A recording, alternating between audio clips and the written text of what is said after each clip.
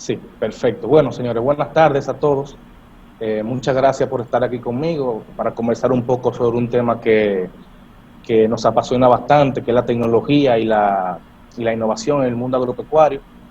Mi nombre es Arturo Bisonó, yo soy ingeniero agrónomo, estudié en Santiago de Chile y allá duré una buena cantidad de años perfeccionándome en el tema de la tecnología, la innovación en el mundo agroalimentario, y aquí ya llevo en República Dominicana unos 10 años luchando día a día para que la República Dominicana tenga una mejor, un mejor progreso desde el punto de vista de la innovación y la tecnología para ver cómo el campo dominicano, ¿verdad?, logra sobrepasar ese potencial productivo que yo entiendo que tiene y que todavía no hemos llegado a él.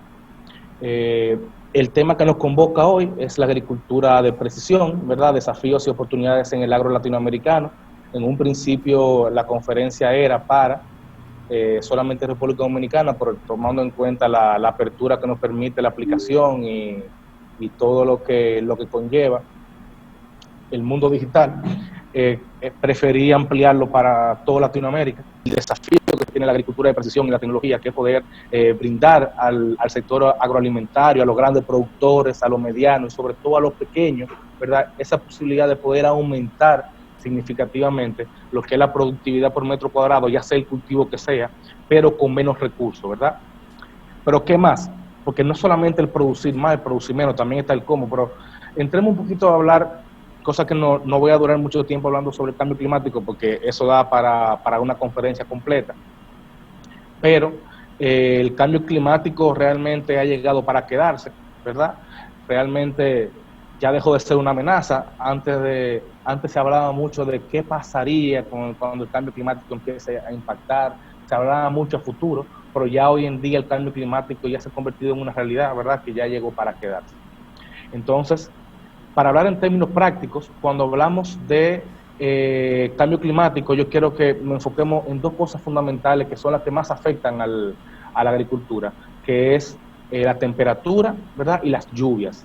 Se habla que sobre todo en la República Dominicana, que es el país que, ¿verdad?, que más vamos a hablar hoy, se habla de que va a aumentar entre 2 y 2.5 grados la temperatura de 2000 a 2050, ¿verdad? Ya casi estamos más cerca de 2050, entonces la temperatura ha ido aumentando gradualmente. En la República Dominicana tenemos lugares donde ha aumentado más, ha aumentado menos, hay muchos estudios que hablan sobre eso, pero en promedio vamos a tener un país más caliente, ¿verdad?, y con menos pluviometría.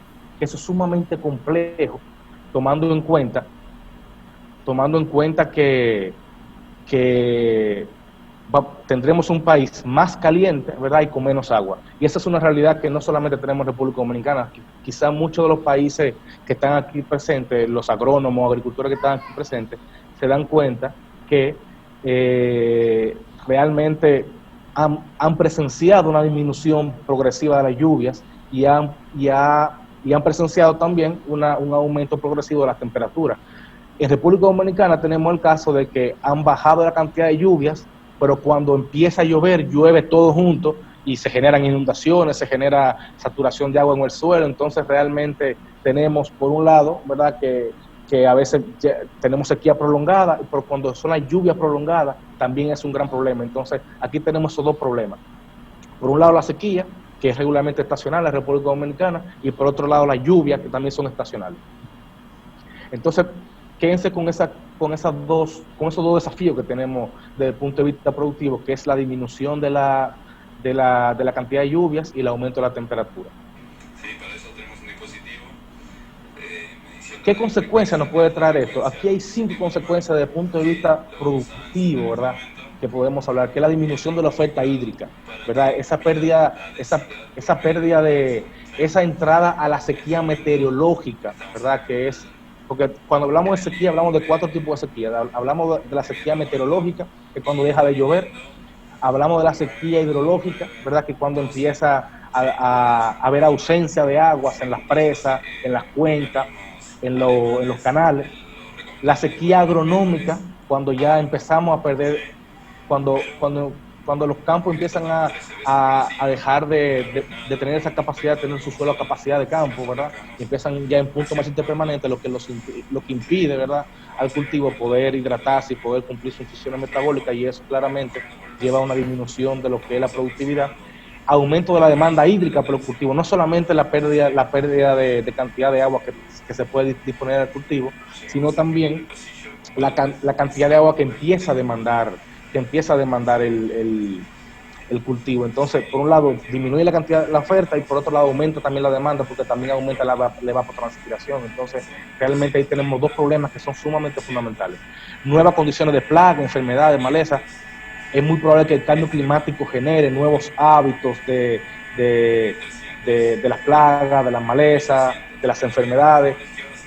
Cuando tomamos en cuenta de que la temperatura, de que la humedad son factores sumamente importantes para la germinación de larvas, para que se activen hongos que están en el suelo, que están en estado latente, todo ese tipo de cosas, todos estos cambios que están habiendo en el clima también gatillan a nuevos problemas desde el punto de vista de plagas y enfermedades. Entonces realmente hay que estar a la altura de poder ir monitoreando eso, ¿verdad? Para quitarle el sonido al WhatsApp.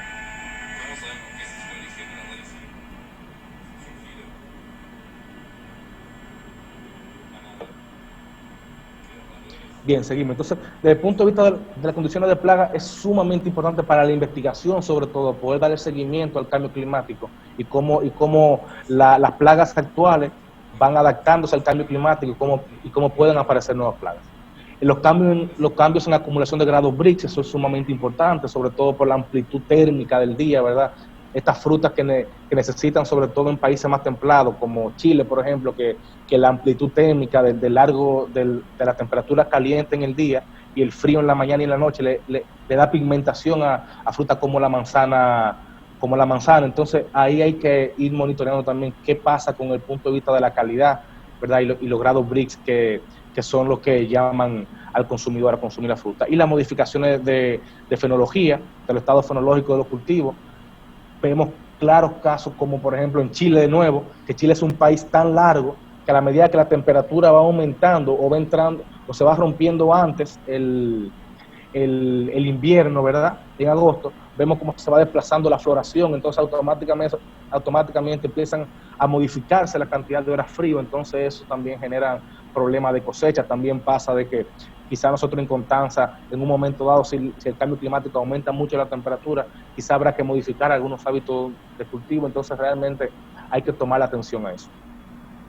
La investigación no se puede dormir. Yo soy un fanático de hinchar mucho con el tema de que, porque en la República Dominicana estamos un poco débil con eso, que no estamos investigando. Hay países que son admirables desde el punto de vista de la investigación. Brasil con Embrapa, Argentina con el INTA, Chile con el INEA. Son países que han entendido de que la investigación es sumamente importante para el desarrollo agropecuario de los países. Se ha invertido mucho dinero en la investigación, en la transferencia de tecnología, en la capacitación. Entonces eso hace que los agricultores, los profesionales del sector agropecuario, las empresas, la agricultura familiar, todo en su conjunto empiecen a mirar hacia un futuro común. Entonces la investigación es sumamente fundamental, y yo creo que todos los que somos partícipes del mundo agrícola, ya sea el rol que nos toque jugar, debemos tratar de promover la investigación, de que las universidades empiecen a investigar y que dejen de investigar, porque pasa mucho de que las universidades se enfocan solamente a investigar o una dosis de un pesticida o cuántos gramitos más hecho de tal cosa, pero realmente hay muchas cosas que se pueden investigar con la agricultura familiar, con la agricultura de precisión, con variedades. Por ejemplo, en aguacate tenemos un mundo para poder seguir investigando en la República Dominicana. No hemos investigado sobre marcos de plantación, no hemos investigado sobre nuevas variedades, no hemos investigado sobre sistemas de conducción. Entonces realmente eso es lo que nos va a dar una ventaja comparativa con otros países que sí lo están haciendo. Entonces, esto que están viendo aquí se llama la curva S, ¿verdad? La curva S es realmente una curva que nos explica cómo evolucionan los rubros económicos, sea cual sea. Y esto no se escapa de la de la agricultura. Si se fijan, no sé si se ve el cursor, pero aquí es el inicio de la agricultura, ¿verdad? Hemos tenido un crecimiento exponencial que incluso pudiéramos colocarnos en lo que fue la Revolución Verde, ¿verdad? Que hubo un crecimiento exponencial porque aumentaron la tecnología de tractores, se empezaron a investigar sobre variedades, se empezó a implementar más fertilización, se empezaron a implementar productos para controlar las plagas, las enfermedades. Entonces hubo un crecimiento exponencial de los rendimientos, sobre todo en cultivo de granos, pero llegamos al estancamiento, ¿verdad? Porque se hizo un abuso de todos estos químicos, del laboreo del suelo, entonces realmente se generó un costo ambiental sumamente grande, sin quitarle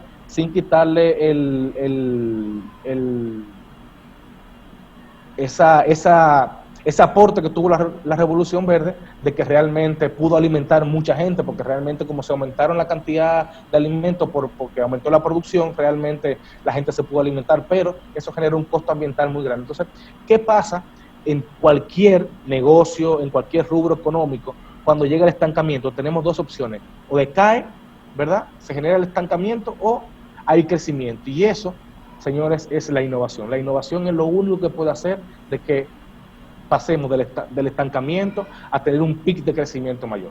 Eso realmente es la innovación lo que nos da eso. Entonces, para entrar en materia, el enfoque convencional del manejo agrícola es entender como homogéneo aquello que no lo es en el medio ambiente. Si ustedes hablan con los agricultores, el agricultor tiene noción, ¿verdad?, de que hay una parte que tiene más arcilla, una parte que tiene más arena, de que hay una parte que realmente produce más, produce menos. Allí en el bajo, ¿verdad?, yo siempre he producido poquito, aquí en el alto produzco un poquito más. Siempre el agricultor ha tenido esa noción, pero siempre ha aplicado la misma cantidad de agua y fertilizante. Siempre. El agricultor, salvo algunas excepciones, los agricultores regularmente lo que hacen es tener manejos homogéneos, y eso realmente tiene resultados heterogéneos. Fíjense, la topografía cambia. Fíjense en esta elevación de superficie, en la gradiente de colores tenemos, en la parte azul, tenemos que están a 1114 metros sobre el nivel del mar, y la parte roja, ¿verdad?, 1205 metros sobre el nivel del mar. O sea, claramente unos 100 metros de diferencia, y sobre todo en la República Dominicana, nosotros empezamos a disminuir la temperatura a la medida que aumenta la altitud. Entonces realmente se va a generar una diferencia productiva en esta parte que tiene 1114 metros sobre el nivel del mar en diferencia a 1205 metros sobre el nivel del mar. Entonces realmente la variabilidad de topografía es un factor fundamental para la variabilidad de los tipos de suelo, de temperatura, de la fertilización y una serie de cosas.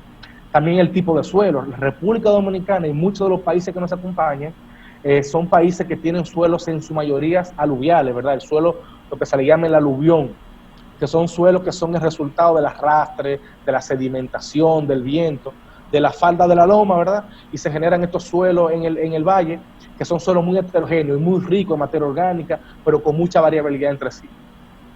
La variabilidad de crecimiento, esta es una imagen simple de Google Earth, y cuando le hacemos un proceso a una imagen multiespectral del mismo lugar, nos damos cuenta de que si bien es cierto, fue aguacate plantado en la misma fecha, nos damos cuenta que hay variabilidad de crecimiento por muchos factores, como la temperatura, tipo de suelo, ese tipo de cosas. Entonces realmente es importante entender, es como una nueva forma de ver la agricultura. Hay una forma de ver la agricultura homogénea y una forma de ver la heterogénea. Entonces realmente tenemos que empezar a modificar esa forma de que vemos la agricultura. ¿Y por qué hemos pasado por alto esta variabilidad? Bueno, es súper simple, porque hasta hoy éramos incapaces de medirla. Si hablamos hace 50 años, no éramos capaces de medir variabilidad de suelo. Lo que nos enseñaron fue a tomar muestras en forma de grilla, que vendría siendo como lo más preciso de la metodología contemporánea.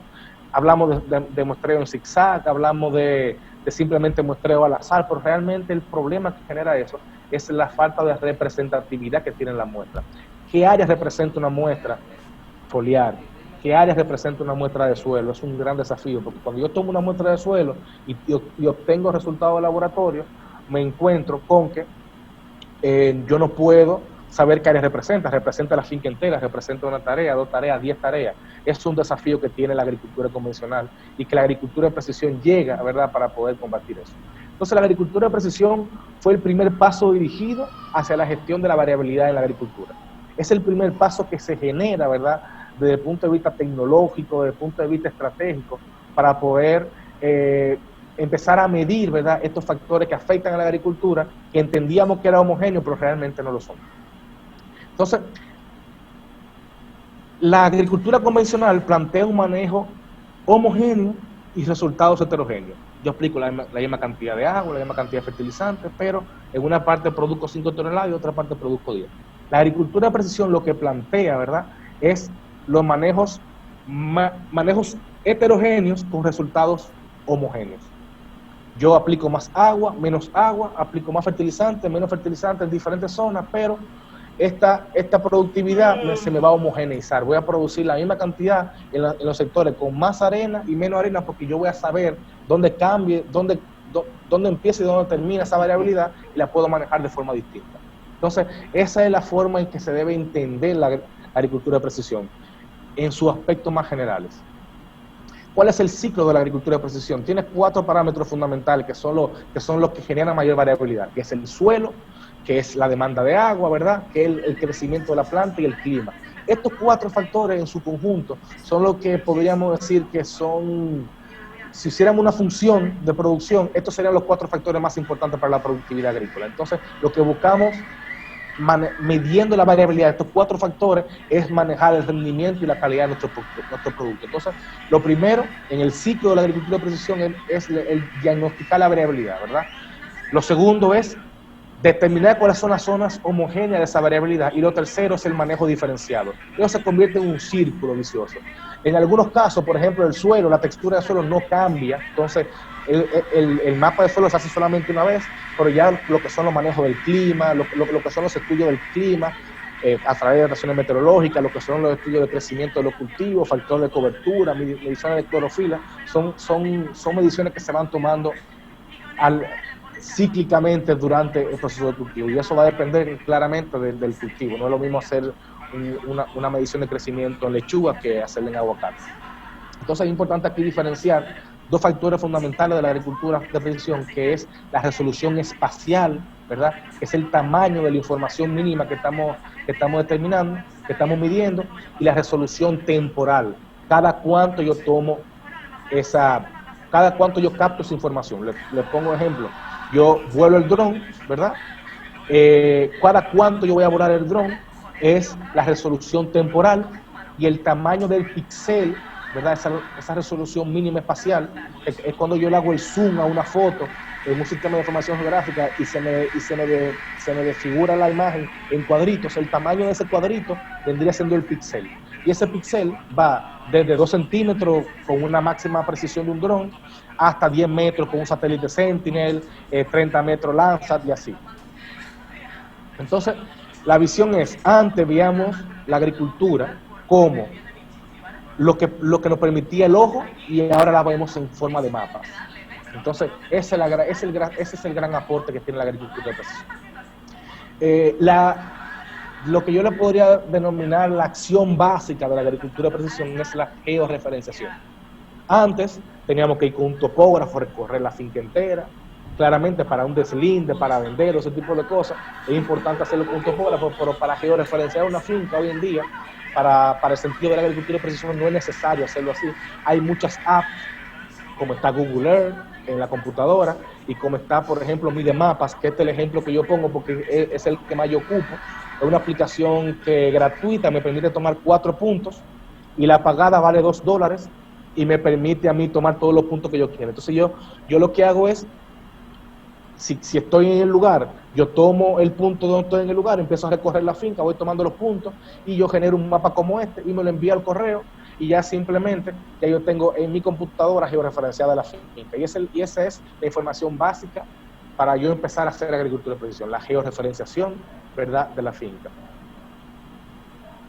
A ver, tú ven el área de cobertura de una muestra, no utiliza para hacer. Bueno, voy a responder la pregunta más tarde.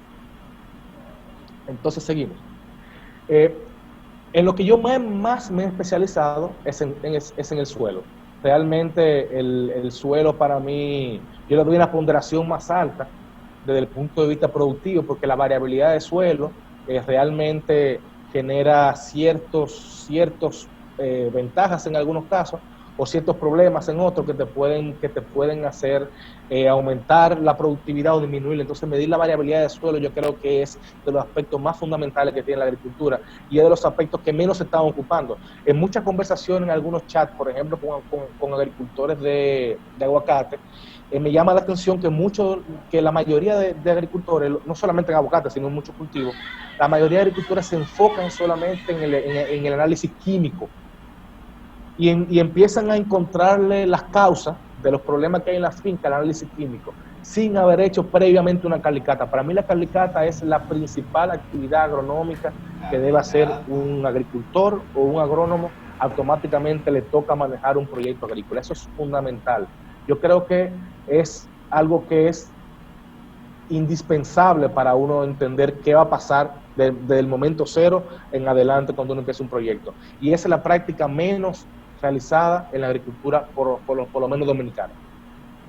Yo creo que gran parte de la culpabilidad lo tienen las empresas que venden agroquímicos, que solamente se enfocan en el análisis químico para poder hacerle la recomendación al productor, pero realmente ahí queda un desbalance en el conocimiento real de lo que va a pasar en el suelo, porque la textura del suelo es fundamental para el rendimiento agrícola. Entonces, fíjense, aquí ¿qué les estoy mostrando?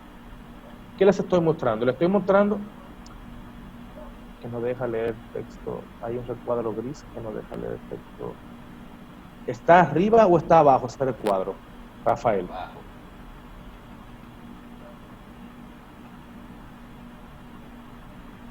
¿Está arriba o está abajo?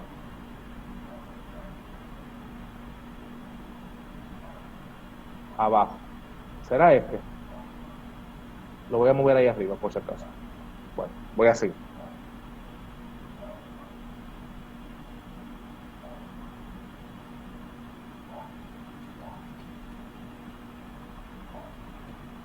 Perfecto, ya. Ahí lo voy a quitar.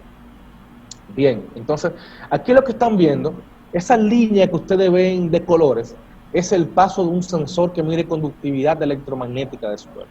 Realmente hay muchas técnicas, sobre todo en la agricultura de precisión, que pueden medir la variabilidad del suelo, pero a mi parecer, y el parecer de muchos especialistas en suelo, la conductividad electromagnética es la que nos genera una mayor correlación con el tamaño de las partículas, que también nos va a llevar un resultado de variabilidad de textura del suelo.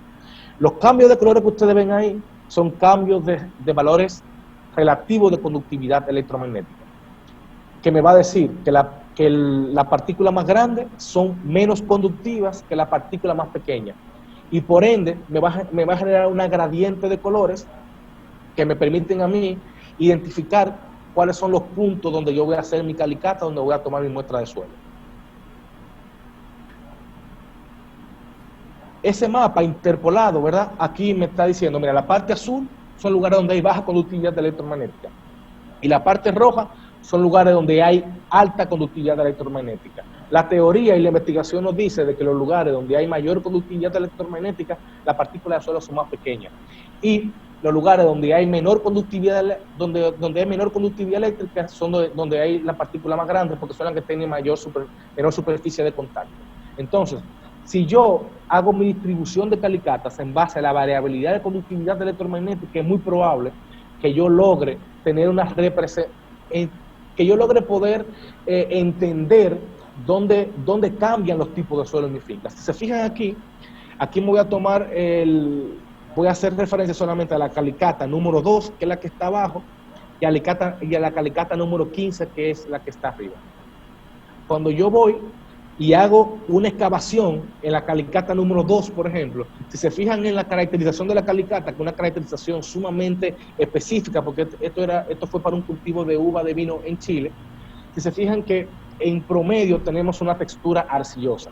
Cuando nos vamos a la parte azul, que es la parte que está, bueno, fíjense en la calicata, se nota, ¿verdad?, estas partículas pequeñas de suelo, poca piedra, ¿verdad? Entonces realmente un suelo sumamente compacto, sumamente arcilloso.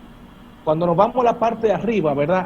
A la calicata número 15, nos estamos dando cuenta de que la calicata es arena. Fíjense, si vemos la caracterización de la calicata y vemos abajo ya el resumen, el porcentaje de arena es de un 73%. Limo 14 y arcilla 3. En su conjunto, ¿verdad? Un suelo franco arenoso, muy distinto a la calicata que hicimos a la excavación que hicimos en el punto número 2, donde dio una alta conductividad eléctrica. Entonces, fíjense ustedes la representatividad que me está generando a mí hacer un estudio de conductividad electromagnética del suelo. Entonces, quiero que vayamos a la parte práctica.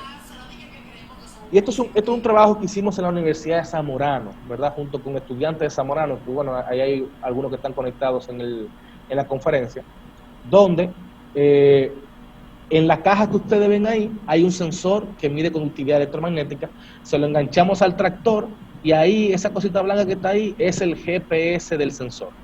Perdón, es el GPS que va georreferenciando, ¿verdad?, la lectura del sensor.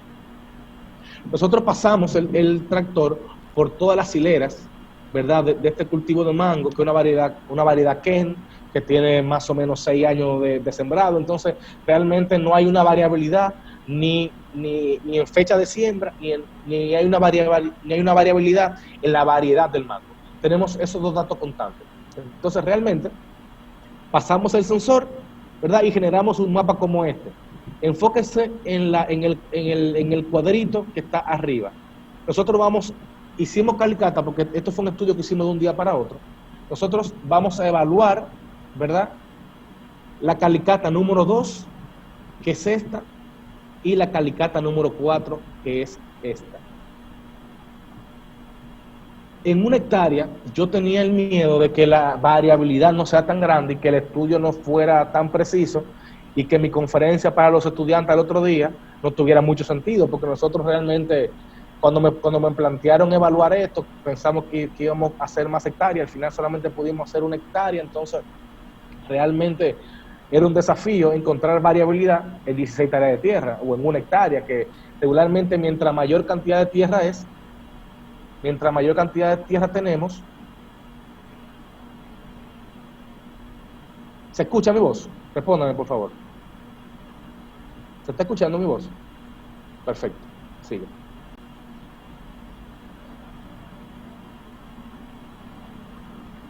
Bien, sigue.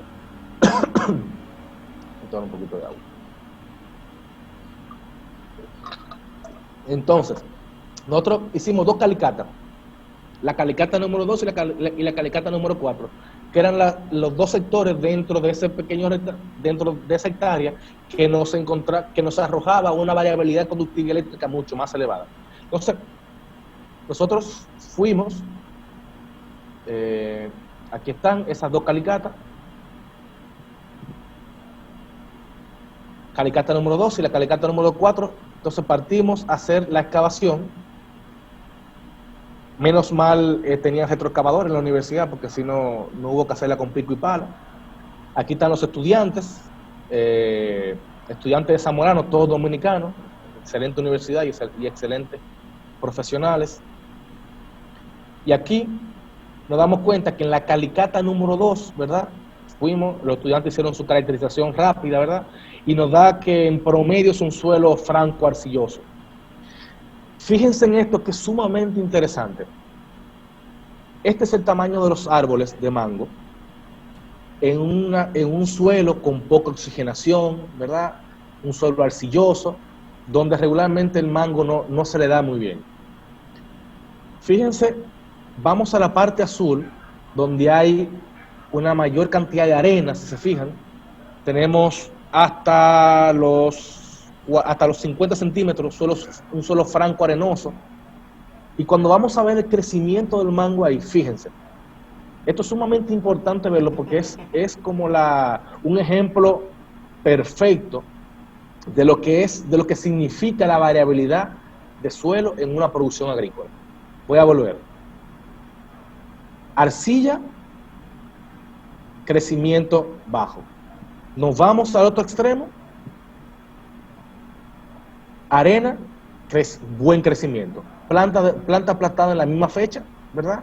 Y de la misma variedad. Realmente es un caso sumamente interesante y siempre lo muestro en las conferencias porque realmente estos dos suelos, a ver qué dicen. Exactamente, un ejemplo visual muy rápido. Fíjense, esto es sumamente interesante y a mí fue muy motivante porque llegué al otro día a la sala de clase donde tenía la conferencia con los estudiantes y realmente ahí pudimos mostrar algo que ellos realmente lo habían pasado por alto. Aplicaban, si bien es cierto, ellos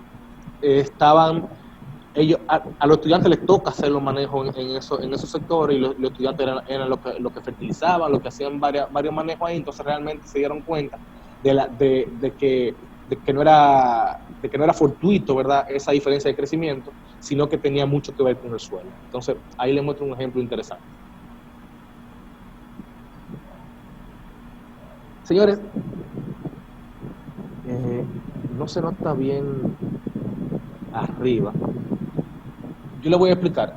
Esa variabilidad de suelo que afecta el crecimiento del mango y que por un lado tenemos bajo rendimiento y que por otro lado tenemos buen rendimiento, en la producción del vino, en la producción del café, en la producción del cacao, en la producción del tabaco, en la producción del aceite de oliva y otros productos, esa variabilidad genera un potencial de diferenciación de productos que es única y es lo que se le llama el terroir. No sé si ustedes están familiarizados con ese concepto, pero realmente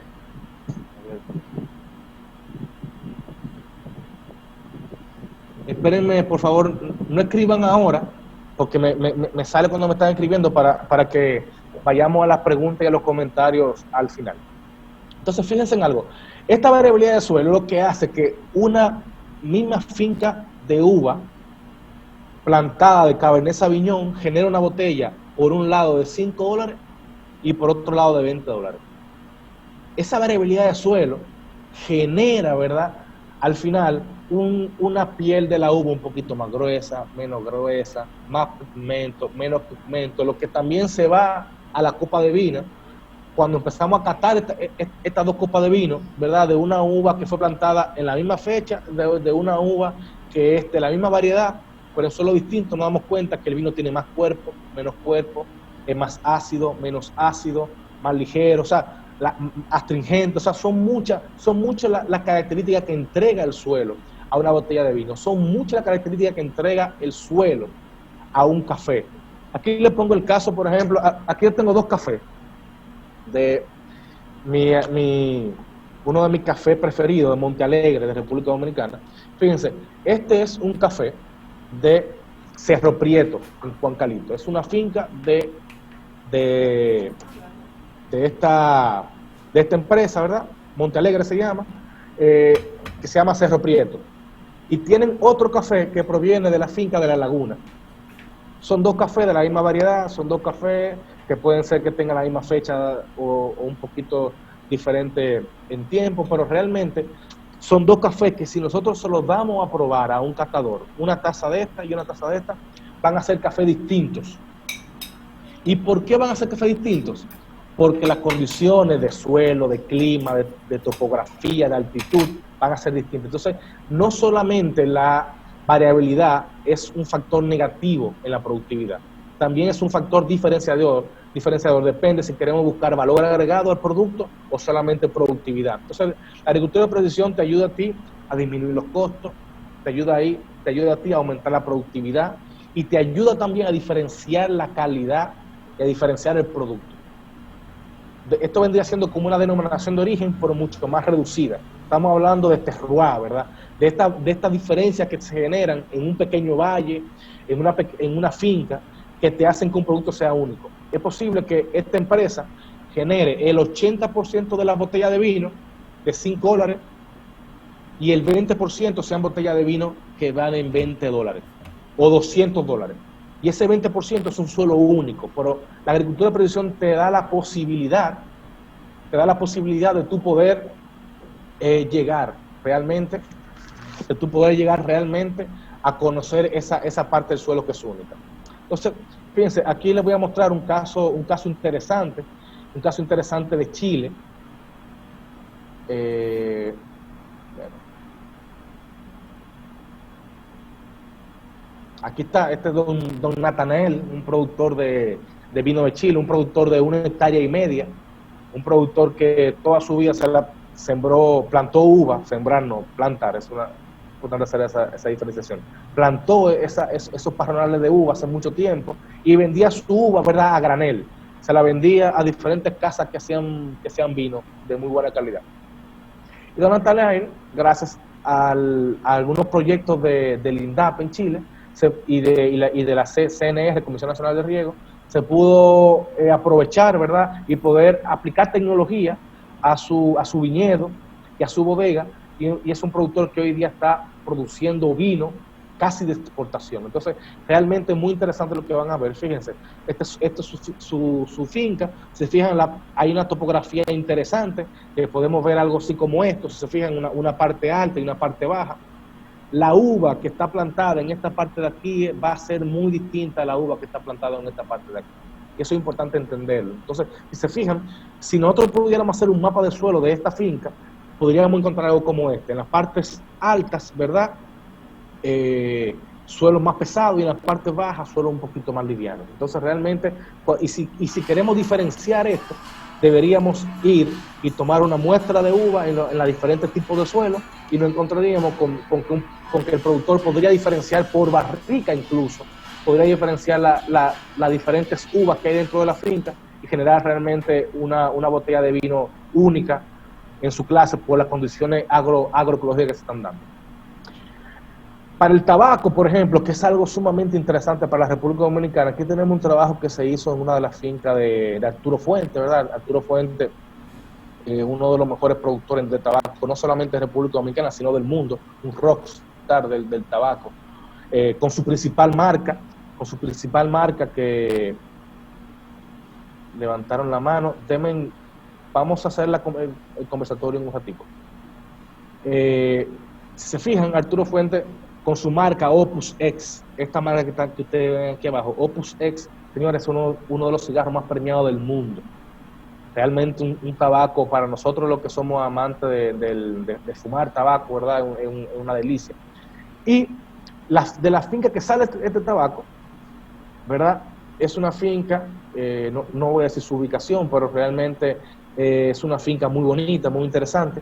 Y nosotros hicimos un estudio que fue volado con dron. Realmente no pudimos pasar el sensor porque tiene unos alambres colocados arriba, y como el sensor mide conductividad, no nos permite, la lectura del sensor se dispara, porque también los alambres, el sensor realmente es muy activo cuando hay alambre, entonces la lectura no era significativa, así que lo que hicimos fue un falso NDVI, ¿verdad?, obtenida con dron, ¿verdad?, con una imagen RGB del dron, y se generó un mapa como este, ¿verdad?, que era simplemente baja frecuencia y alta frecuencia.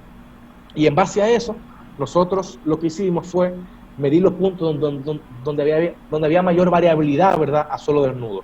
Y hicimos las calicatas. Realmente el estudio fue muy interesante porque, si bien es cierto, no pudimos aplicar la mayor precisión para poder medir la variabilidad de suelo, simplemente con alguna diferencia del punto de vista. Héctor está...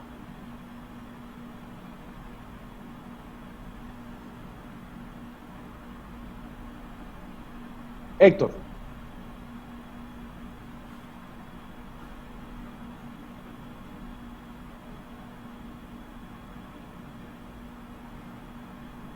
Perdón.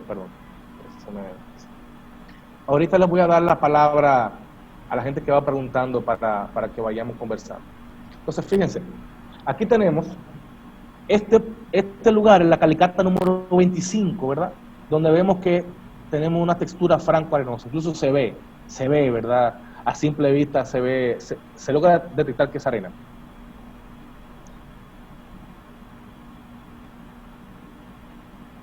Aquí está todas las calicatas que se hicieron, la caracterización física. Señores, métanse eso en la cabeza. La parte física, yo entiendo que es incluso más importante que la parte química. Nosotros no nos enfocamos en la parte química regularmente cuando estamos hablando de variabilidad de suelo, porque realmente la textura es determinante. Y una vez yo tengo clara la variabilidad de la parte física del suelo, es que yo voy a entrar en la parte química. Si yo no tengo clara las limitaciones que tengo desde el punto de vista físico, no le doy mayor ponderación a la parte química. Entonces, cuando nosotros nos vamos, aquí lo que se hizo ya, aquí estamos hablando ya de lo que es la variabilidad de bloques. Se hizo este trabajo que ustedes ven aquí, perdón. Este trabajo que ustedes ven aquí, de hacer una excavación de 1 metro, se hizo en los 32 puntos que ustedes ven aquí. Y lo que se hizo fue correlacionar profundidad efectiva.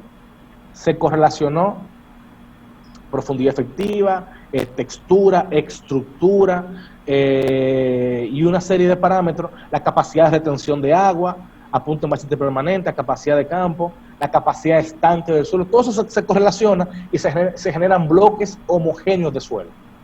Y en esta finca, que produce uno de los mejores tabacos del mundo, pudimos determinar de que hay 4 tipos de suelos que son sumamente distintos entre ellos. Y por obligación, la quemada de un tabaco, que es en esta parte de aquí, que es el VGA1, como le pusimos a este tipo de suelo, VGA1, va a ser muy distinta a la quemada de un tabaco generado en Bonao 2. Aquí determinamos 4 tipos de suelo: Bonao 1, Bonao 2, VGA1 y VGA2, o Vega 1, Vega 2. Entonces, si queremos ver en promedio cuáles son estos 4 tipos de suelo, aquí lo tenemos, fíjense. VGA1 es un suelo con esta característica, un suelo con mucha piedra y mucha arena. Perdón, VGA2 es este. VGA1 es un suelo con mucha arena y nada de piedra. Y los otros 2 suelos, que son los suelos más pobres para la productividad, ¿verdad? Son suelos mucho más arenosos, uno con más cantidad de piedra, uno con menos cantidad de piedra, pero con mucho limo y arcilla mezclada. Entonces, realmente los suelos de esta parte de aquí abajo son mucho mejores que esta parte de aquí. Pero aquí también tenemos variabilidad en estos tipos de suelos. Entonces, realmente, fíjense cómo una finca que produce el mejor tabaco del mundo, uno de los mejores tabacos del mundo, puede mejorar aún más, pudiendo identificar de qué parte de la finca sale el mejor tabaco de esta marca tan prestigiosa. Fíjense, aquí vamos entrando un poquito en materia, y esto es lo que se llama un sistema de información geográfica, que mucha gente lo conoce. Un sistema de información geográfica, para explicarlo en palabras llanas, es un software, ¿verdad?, de código abierto en muchos casos, como el QGIS, por ejemplo. El ArcGIS ya hay que pagarlo. Este es uno que nosotros como empresa lo tenemos, que es un AgroSeq, que nosotros simplemente hemos bloqueado algunas funciones que regularmente el agricultor no va a utilizar. Entonces simplemente le dejamos las aplicaciones para que el productor pueda generar algunos bloques y pueda visualizar los trabajos que nosotros le vamos entregando como empresa. Este es un proyecto de aguacate, y yo quiero mostrarles todo lo que se puede hacer desde el punto de vista de obtener información de una finca. Fíjense, aquí tenemos la información que obtenemos de esta finca, y aquí vamos a ir visualizando la información per se correlacionada con esta información que está en esta parte de aquí. Fíjense, las capas de información. La línea negra que ustedes ven es la georreferenciación de cada cuartel productivo. Aquí está, en este cuadrito que dice aquí, información, ahí está cuartel número 1, por ejemplo. Este es el cuartel número 1. Tiene un perímetro de 684 metros y tiene un área de 2,24 hectáreas. El cuartel número 2 es el que está al lado, que está señalando con la flecha roja. Tiene un área de 4,67 hectáreas. Esta información básica. Si nos queremos adentrar un poquito más en la finca, fíjense, tenemos la hilera número 26, en el cuartel número 1, la orientación y el largo de la hilera. Si queremos entrar aún más, fíjense, yo puedo georreferenciar incluso cada planta, señores. Fíjense, esta es la planta número 5, ¿verdad? 1, 2, 3, 4 y 5, la número 5, la planta número 5, en la hilera número 18, en el cuartel número 1. La dirección, el sentido. Aquí yo puedo incluso, si yo quiero llegar a un nivel de trazabilidad elevadísimo, yo pudiera llegar a contabilizar la fruta por árbol, tomarle fotos y agregar esto a esta base de datos. Y eso convertirlo en mapas después. Los mapas de productividad, que un sector produce más que otro. Toda esta información nos permite ser correlacionada y el software que te permite hacer eso es ese sistema de información geográfica. Y señores, ya hoy en día está muy democratizado ocupar esta información. Ustedes pueden irse y ver en YouTube, hay muchísimos cursos, hay cursos que se están implementando en universidades. Algunas universidades ya los agrónomos le están pasando esta clase de información. Entonces le exhorto a los que son estudiantes que están en esta conferencia que si les toca esa materia le den mucha importancia, porque creo que va a ser la gran diferenciación que ustedes van a tener con los agrónomos del mercado, porque ya son muchos agrónomos en el mercado y hay que buscar la forma de diferenciarnos y buscar la forma de que nosotros podamos generar valor. Yo creo que manejando este tipo de software es una gran forma de generar valor. Entonces,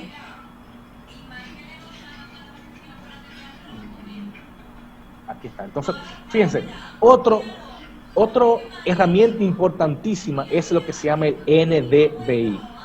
Es el índice de vigor normal diferenciado, que es un simple índice, ¿verdad?, que nos permite a nosotros, que es una relación de cero, un índice que va de 0 a 1, ¿verdad?, y nos dice a nosotros qué tanto está creciendo nuestro cultivo.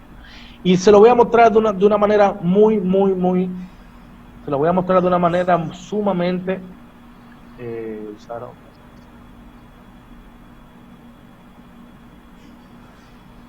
sí, gratuito.